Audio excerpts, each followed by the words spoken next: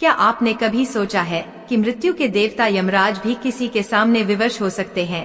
क्या कोई भक्ति इतनी शक्तिशाली हो सकती है कि यमदूतों को अपना रास्ता बदलना पड़ जाए? एक ऐसा गरीब भक्त जिसकी पूरी संपत्ति केवल एक लोटा जल थी, जब उसकी मृत्यु हुई तो उसके प्राण लेने के लिए यमदूत क्यों नहीं आए? आखिर उस एक लोटे जल में ऐसा कौन सा रहस्य छिपा था जो शिव पुराण में वर्णित है और जो स्वयं यमराज को भी झुकाने पर विवश कर सकता है? आइए जानते हैं उस अद्भुत और रहस्यमयी कहानी को जो आपकी आत्मा को झकझोर कर रख देगी। काशी की पवित्र भूमि पर, जहाँ कण कण में शिव बसते हैं, एक अत्यंत निर्धन व्यक्ति रहता था जिसका नाम था रामदास। नाम तो रामदास था, पर उसके पास राम की माया या शिव का वैभव कुछ भी नहीं था। उसकी संपत्ति थी तो बस एक फटा हुआ वस्त्र, एक मिट्टी का लोटा और अटूट श्रद्धा। उसका घर किसी आलीशान महल में नहीं, बल्कि मणिकर्णिका घाट के पास बने एक प्राचीन शिव मंदिर की ठंडी सीढ़ियों पर था। दिन भर वह शहर में मजदूरी करता, कभी किसी का बोझ उठाता तो कभी किसी दुकान पर झाड़ू लगाता। जो कुछ रूखा सूखा मिल जाता उसी से अपनी भूख की अग्नि को शांत करने का प्रयास करता। कई कई रातें तो ऐसी भी गुजरती जब पेट में अन्न का एक दाना भी नहीं होता और वह केवल गंगाजल पीकर ही सो जाता। लोग उसे देखकर हंसते, उसकी गरीबी का उपहास करते, उसे अभागा और दरिद्र कहकर बुलाते। पर रामदास इन सब बातों से परे अपनी ही दुनिया में मग्न रहता था। उसकी दुनिया के केंद्र में थे केवल उसके भोलेनाथ। उसका हर दिन सूर्य की पहली किरण के साथ नहीं, बल्कि हर हर महादेव के जय घोष के साथ शुरू होता था। चाहे शरीर में कितनी भी थकावट हो, चाहे रात भर की ठंड से बदन अकड़ा हुआ हो, वह भोर होने से पहले ही उठता और सीधे मोक्षदायिनी गंगा की ओर चल पड़ता। वह पवित्र गंगा के शीतल जल में डुबकी लगाता, मानो अपने दिन भर के संताप और दुनिया के दिए दुखों को धो रहा हो। फिर अपने मिट्टी के उस अनमोल लोटे में गंगाजल भरता और नंगे पांव उस शिव मंदिर की ओर चल पड़ता, जहाँ उसके आराध्य उसकी प्रतीक्षा कर रहे होते थे। मंदिर के पुजारी और अन्य अमीर भक्त जब सोने चांदी के बर्तनों में दूध, शहद, घी और नाना प्रकार की सामग्रियां लेकर आते, तो रामदास एक कोने में खड़ा होकर अपनी बारी की प्रतीक्षा करता। उसकी आंखों में न कोई ईर्ष्या थी, न कोई हीन भावना, बस एक गहरी शांति और अपने प्रभु से मिलने की आतुरता थी। जब उसकी बारी आती तो वह बड़े ही प्रेम से शिवलिंग को साफ करता, जैसे कोई माँ अपने बालक को सहला रही हो। फिर वह अपने लोटे से पतली धार में जल अर्पित करना शुरू करता, और जैसे ही जल की पहली बूंद शिवलिंग का स्पर्श करती, रामदास की आंखें बंद हो जाती और उसके मुख से केवल एक ही ध्वनि निकलती, ओम नमः शिवाय। वह कोई मंत्र नहीं जानता था, उसे कोई स्तुति या श्लोक याद नहीं था। वह तो बस अपने मन की भाषा में शिव से बातें करता था। वह कहता, हे मेरे भोलेनाथ, मेरे पास न फूल हैं, न बेलपत्र, न मिष्ठान। मैं तो एक कंगाल हूँ प्रभु, मेरी झोली खाली है, पर मेरा हृदय आपके प्रेम से भरा है। इस जल की हर बूंद में मेरा यही प्रेम और मेरी यही श्रद्धा समाई है। इसे स्वीकार करो प्रभु, इसे स्वीकार करो। उसकी इस सरल पूजा को देखकर अमीर सेठ और ज्ञानी पंडित मुस्कुराते। वे कहते, देखो इस मूर्ख को, केवल पानी चढ़ाने से क्या शिव प्रसन्न होंगे? अरे भक्ति के लिए भी धन चाहिए, सामग्री चाहिए। पर रामदास उनकी बातों पर ध्यान नहीं देता था, क्योंकि उसे विश्वास था कि उसका भोला भंडारी भाव का भूखा है, सामग्री का नहीं। यह क्रम एक दिन, 2 दिन, 1 महीना या 1 साल नहीं, पूरे 40 वर्षों तक बिना रुके, बिना थके चलता रहा। चाहे कड़ाके की ठंड में हाथ सुन पड़ जाएं, चाहे जेठ की दोपहरी में पैर जलने लगें, या सावन की मूसलाधार वर्षा में पूरा शरीर भीग जाए, रामदास का नियम कभी नहीं टूटा। उसकी यह निस्वार्थ और अनवरत भक्ति अब केवल एक क्रिया नहीं, बल्कि उसकी सांसों का हिस्सा बन चुकी थी। यदि आपको रामदास की इस अटूट भक्ति ने छुआ है, यदि आपके हृदय में भी महादेव के लिए प्रेम जागा है, तो कृपया इस वीडियो को एक लाइक अवश्य करें और कमेंट में हर हर महादेव लिखकर अपनी श्रद्धा प्रकट करें।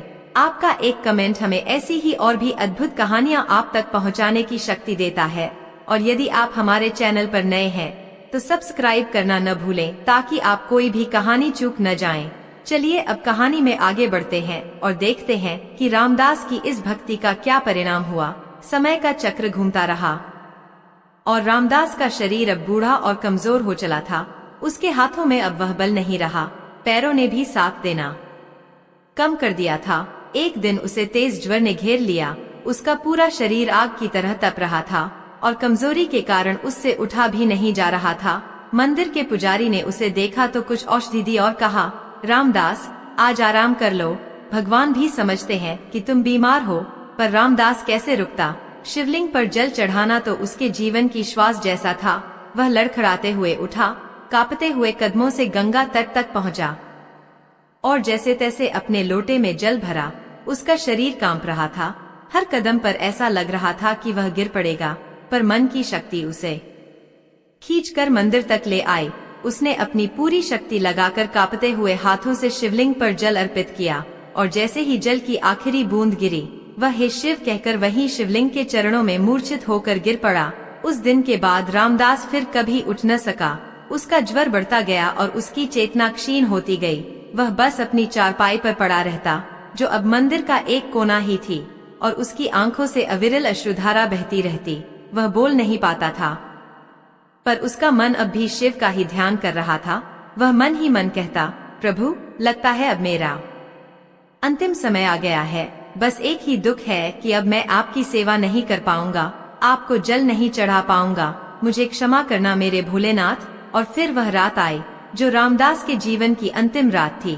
आकाश में घने बादल छाए थे और चारों ओर एक गहन सन्नाटा पसरा था। मध्य रात्रि का समय हुआ और रामदास की सांसें धीमी पड़ने लगी। उसकी आत्मा अब उस जर्जर शरीर को छोड़ने के लिए तैयार थी।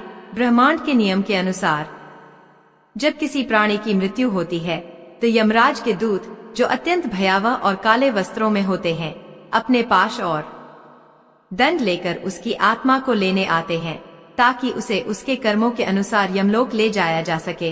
रामदास के कर्मों का लेखा जोखा भी तैयार था। जीवन भर की गरीबी, दुख और संघर्ष, सब कुछ लिखा हुआ था। यमदूत अपने स्वामी यमराज की आज्ञा लेकर यमलोक से निकल पड़े। उनका मार्ग सीधा काशी के उस शिव मंदिर की ओर था जहां रामदास अपनी अंतिम सांसें गिन रहा था। पर जैसे ही रामदास के प्राणों ने उसके देह का त्याग किया, एक अद्भुत और अकल्पनीय घटना घटी। वहां घना अंधेरा नहीं, बल्कि एक दिव्य प्रकाश फैल गया। उस प्रकाश में कपूर और चमेली की सुगंध थी। डमरू की धीमी ध्वनि सुनाई दे रही थी और उस भयावह सन्नाटे की जगह एक दिव्य शांति ने ले ली थी। रामदास की आत्मा ने जब अपने शरीर को छोड़ा तो उसने देखा कि उसे लेने के लिए कोई काले डरावने यमदूत नहीं आए थे, बल्कि उनके स्थान पर 3 तेजस्वी, जटाधारी, भस्म लगाए हुए और हाथों में त्रिशूल धारण किए हुए शिवगण खड़े थे। उनके मुख पर क्रोध नहीं, बल्कि एक सौम्य मुस्कान थी। उन्होंने रामदास की आत्मा को बड़े ही आदर से प्रणाम किया और कहा, हे शिव के प्रिय भक्त, चलिए, महादेव कैलाश पर आपकी प्रतीक्षा कर रहे हैं। रामदास की आत्मा चकित और भाव विभोर थी। वह कुछ समझ नहीं पा रही थी। तभी कुछ दूरी पर यमदूत भी आ पहुँचे। उन्होंने जब यह दृश्य देखा कि शिवगण उस आत्मा को ले जाने के लिए तैयार खड़े हैं, तो वे क्रोधित हो गए। उनके प्रमुख ने आगे बढ़कर कहा, रुकिए, यह आत्मा हमारे अधिकार क्षेत्र में है। इसके कर्मों का हिसाब यमलोक में होगा। आप इसे नहीं ले जा सकते। यह धर्म के विरुद्ध है। यह सुनकर एक शिवगण मुस्कुराए और शांत स्वर में बोले, धर्म का ज्ञान हमें मत दीजिए। दूत, जहाँ शिव की इच्छा होती है वहाँ सारे नियम और धर्म बदल जाते हैं। यह आत्मा अब यमलोक नहीं, बल्कि शिवलोक जाएगी। यही हमारे स्वामी का आदेश है। यमदूतों ने अपना पाश आगे बढ़ाया और कहा, हम अपने कर्तव्य से बंधे हैं, हमें यह आत्मा चाहिए। दूसरे शिवगण ने अपना त्रिशूल आगे करते हुए कहा, और हम अपने स्वामी के आदेश से इस आत्मा को यमलोक के कष्ट से बचाने के लिए बंधे हैं। यदि इसे ले जाने का प्रयास किया तो तुम्हें हमसे युद्ध करना होगा। एक तरफ यमराज का कर्तव्य था तो दूसरी तरफ महादेव का आदेश। एक तरफ कर्म का विधान था तो दूसरी तरफ भक्ति की शक्ति। यमदूत और शिवगण एक दूसरे के सामने तनकर खड़े हो गए और पूरे ब्रह्मांड में एक अजीब सी खामोशी छा गई। अब क्या होगा? क्या यमदूत और शिवगणों के बीच युद्ध होगा? क्या यमराज स्वयं हस्तक्षेप करेंगे? और सबसे बड़ा सवाल, भगवान शिव ने एक साधारण से भक्त के लिए यह असाधारण नियम क्यों बनाया? उस एक लोटे जल में आखिर ऐसी कौन सी शक्ति थी जिसने कर्मों के विधान को भी पलट दिया? यह सब जानने के लिए आपको कहानी को पूरा देखना होगा, जिसमें शिव पुराण का वह अद्भुत रहस्य उजागर होगा जो यह बताता है कि क्यों एक सच्चा शिव भक्त कभी यमलोक नहीं जाता। तो हमारे साथ बने रहिएगा। यमदूतों और शिव गणों के बीच का वह गतिरोध केवल दो शक्तियों का टकराव नहीं था, वह कर्म के विधान और कृपा के सिद्धांत के बीच का एक ब्रह्मांडीय संवाद था। यमदूतों के प्रमुख, जिनका नाम दंडपाणि था, ने अपने कठोर स्वर में कहा, हे शिव के गणों, आप धर्म की मर्यादा तोड़ रहे हैं। प्रत्येक आत्मा को अपने कर्मों का फल भोगने के लिए यमपुरी आना ही पड़ता है। यही सृष्टि का नियम है। इस आत्मा ने भले ही भक्ति की हो, पर इसके पूर्व जन्मों के संचित कर्मों का खाता अभी शेष है। हमें अपना कर्तव्य पूरा करने दें। उनकी बातों में कर्तव्य की कठोरता थी, पर शिव गणों के मुख पर एक रहस्यमयी मुस्कान थी। उनके नायक वीरभद्र ने अपने त्रिशूल को भूमि पर टिकाते हुए शांत और दृढ़ स्वर में उत्तर दिया, हे दंडपाणि, तुम जिस नियम की बात कर रहे हो वह उस जगत के लिए है जो माया के अधीन है। जो आत्मा स्वयं को महादेव के चरणों में समर्पित कर देती है, वह माया और कर्म के बंधन से मुक्त हो जाती है। यह आत्मा अब किसी खाते या बही की मोहताज नहीं, यह सीधे शिव की संपत्ति है और हमारे स्वामी की संपत्ति पर किसी और का अधिकार नहीं हो सकता। दंडपाणि ने अपना यमपाश दिखाते हुए कहा, यह पाश ब्रह्मा द्वारा निर्मित है। यह किसी भी आत्मा को बांधने में सक्षम है। हमें बल प्रयोग के लिए विवश न करें। वीरभद्र हंसे। उनका हास्य ऐसा था मानो कैलाश पर्वत गूंज उठा हो। तुम्हारा पाश उस आत्मा को बांध सकता है जो संसार से बंधी हो, पर जो आत्मा 40 वर्षों तक प्रतिदिन अपने प्रेम के जल से शिव के लिंगम का अभिषेक करती रही हो, उस पर तुम्हारे पाश की छाया भी नहीं पड़ सकती। उसके चारों ओर महादेव के नाम का ऐसा अभेद्य कवच बन चुका है जिसे भेदना तीनों लोकों में किसी के लिए संभव नहीं। यदि तुम हे संदेह है तो अपने स्वामी धर्मराज यम से जाकर पूछो, वही तुम्हें बताएंगे कि शिव की कृपा के आगे कर्म का विधान क्यों मौन हो जाता है। यमदूतों ने एक दूसरे को देखा। वे जानते थे कि शिव गणों से युद्ध करना प्रलय को निमंत्रण देने जैसा है। वे कर्तव्य से बंधे थे, पर वे विनाश नहीं चाहते थे। अंत में दंडपाणि ने सिर झुकाया और कहा, ठीक है, हम अपने स्वामी के पास जाते हैं, पर याद रहे, यदि यह धर्म के विरुद्ध हुआ तो स्वयं धर्मराज यहाँ आएंगे। इतना कहकर यमदूत निराश और चकित होकर तीव्र गति से यमलोक की ओर लौट गए। उनके जाने के बाद शिवगण रामदास की आत्मा के पास आए, जो अब तक यह सब अचंभित होकर देख रही थी। वीरभद्र ने झुककर कहा, हे पुण्यात्मा, डरो मत, तुम अब किसी बंधन में नहीं हो। तुमने अपना जीवन शिव को अर्पित कर दिया और अब शिव स्वयं तुम्हें अपनाने आ रहे हैं। चलो कैलाश की यात्रा आरंभ करें। और फिर वह अद्भुत यात्रा शुरू हुई। रामदास की आत्मा ने अनुभव किया कि वह किसी प्रकाश की धारा में बह रही है। नीचे काशी नगरी एक छोटे से दीपक की तरह दिख रही थी और फिर वह ऊपर उठती गई। ग्रहों और नक्षत्रों के बीच से आकाश गंगाओं के पार उसे वह सब कुछ दिख रहा था जिसे मनुष्य केवल कल्पना में सोच सकता है। उसे रास्ते में करोड़ों आत्माएं दिखीं, जो अपने अपने कर्मों के अनुसार विभिन्न लोकों की ओर जा रही थीं। पर रामदास की यात्रा सबसे अलग थी। उसे कोई रोक नहीं रहा था, कोई पूछ नहीं रहा था। ऐसा लग रहा था मानो संपूर्ण ब्रह्मांड उसे रास्ता दे रहा हो। शिवगण उसे समझा रहे थे, रामदास, तुमने जो 40 वर्षों तक किया वह केवल जल चढ़ाना नहीं था, वह एक महायज्ञ था। तुम्हारा शरीर उस यज्ञ की वेदी थी, तुम्हारी श्रद्धा अग्नि थी और तुम्हारे पूर्व जन्मों के पाप उस यज्ञ में आहुति बनकर भस्म हो रहे थे। तुम्हारा वह मिट्टी का लोटा कोई साधारण पात्र नहीं था, वह तुम्हारे निस्वार्थ भाव का प्रतीक था। जब अमीर लोग सोने चांदी के बर्तनों में अहंकार और कामनाओं का दूध चढ़ा रहे थे, तब तुम मिट्टी के पात्र में निष्काम प्रेम का गंगाजल चढ़ा रहे थे। महादेव को तुम्हारा वही निष्काम प्रेम प्रिय था। उधर यमलोक में हड़कंप मचा हुआ था। जब दंडपाणि और अन्य यमदूतों ने सारा वृत्तांत सुनाया, तो स्वयं धर्मराज यम भी अपने सिंहासन से उठ खड़े हुए। उनके बगल में बैठे चित्रगुप्त, जिनके पास हर प्राणी के हर क्षण का लेखा जोखा होता है, ने तुरंत रामदास के नाम की पोथी खोली। पर यह क्या, जैसे ही उन्होंने पोथी खोली, उसके काले अक्षर स्वर्ण में बदलने लगे।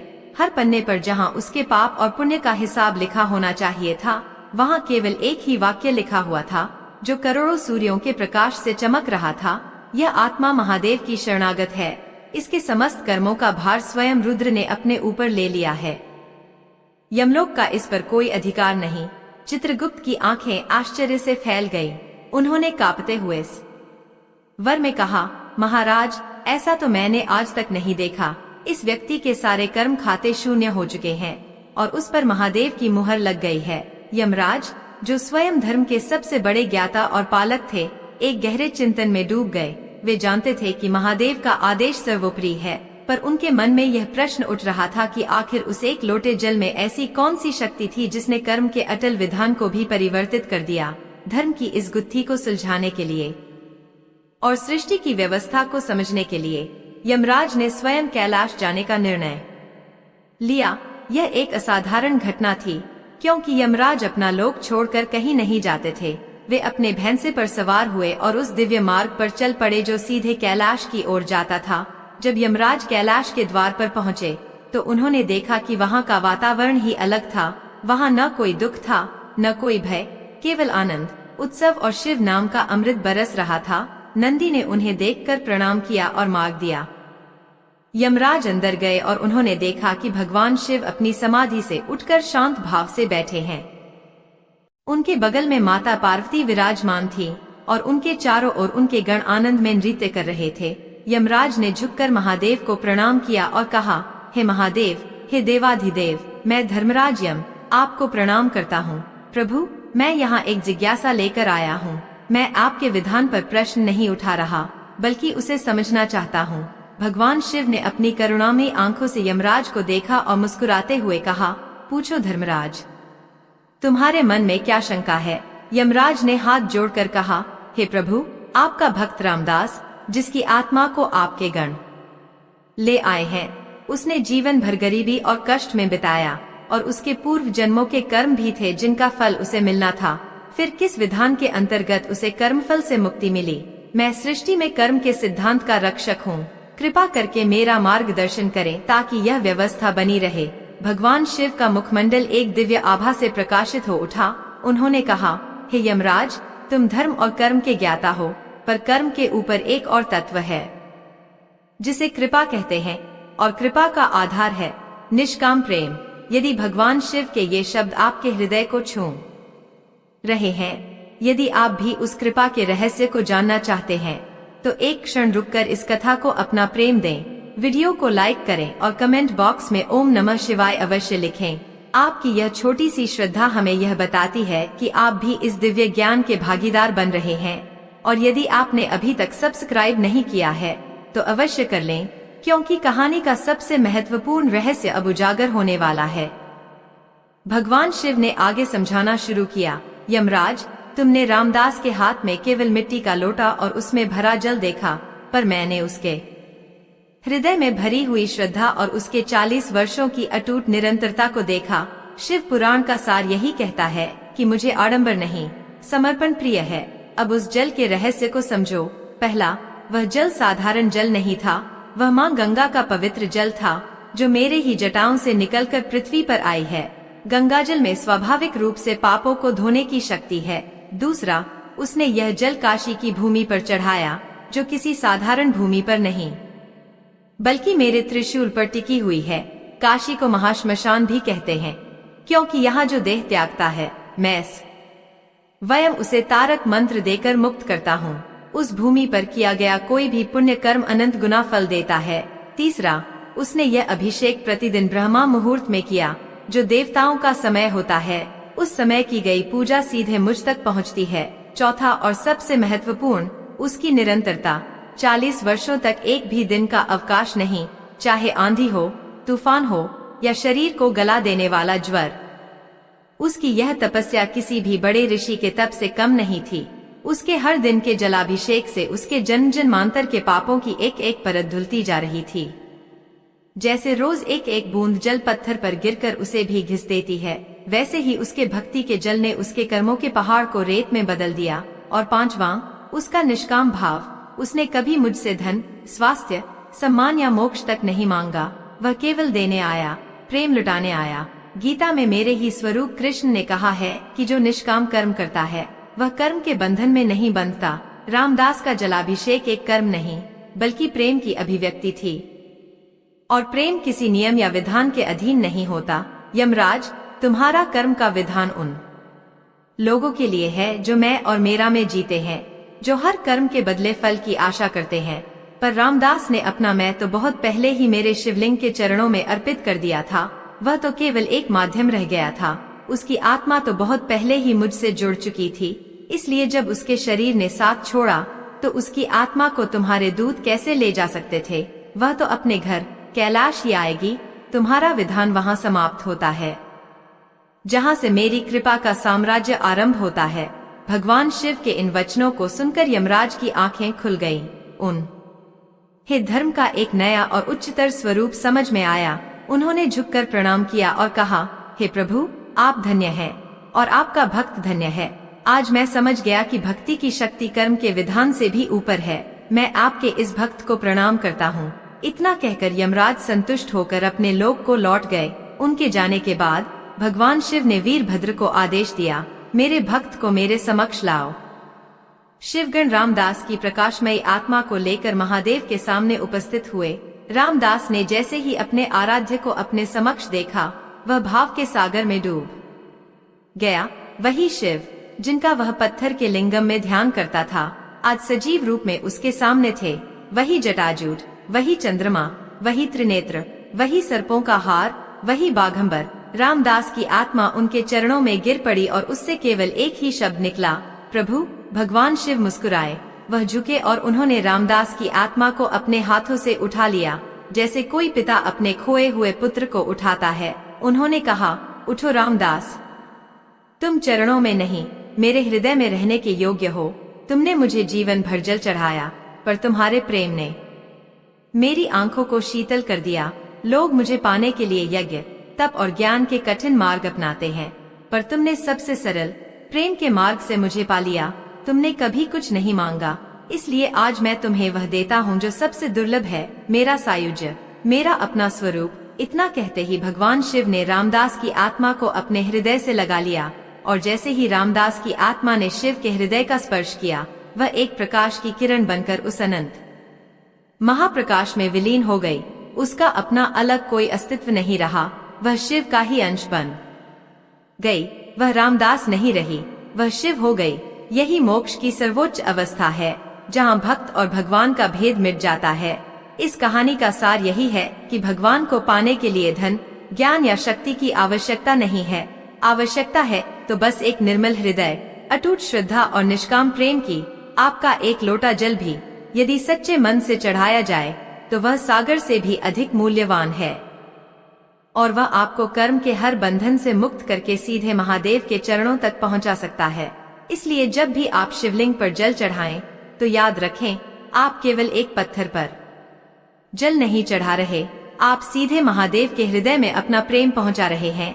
और वह भोला भंडारी आपके हर भाव को देखता है, हर प्रेम को स्वीकार करता है, और एक दिन वह आपको लेने अवश्य आता है। हर हर महादेव।